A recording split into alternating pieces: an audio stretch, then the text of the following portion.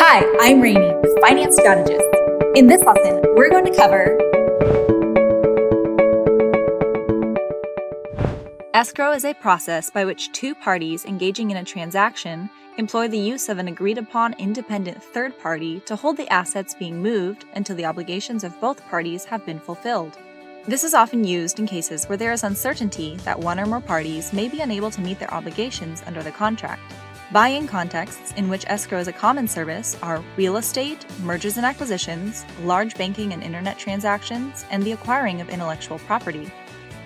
When two parties utilize an escrow service, the funds and assets being transacted are held by the third party until all of the obligations of the transaction have been met. This facilitates the primary function of an escrow service, ensuring that both parties are held to their promises before any transfer of funds is made. This helps maintain fairness and honesty in a financial agreement. Here's a common use of escrow. A buyer is interested in purchasing real estate, but only if the house first passes an inspection. In this event, the buyer and seller might both wish to use an escrow service.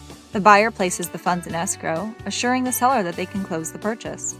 The seller can then fulfill their end with less risk of wasting time or money.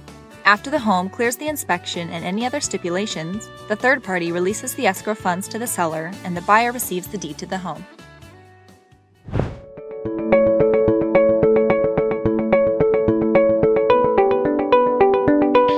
For more information, visit www.financestrategists.com.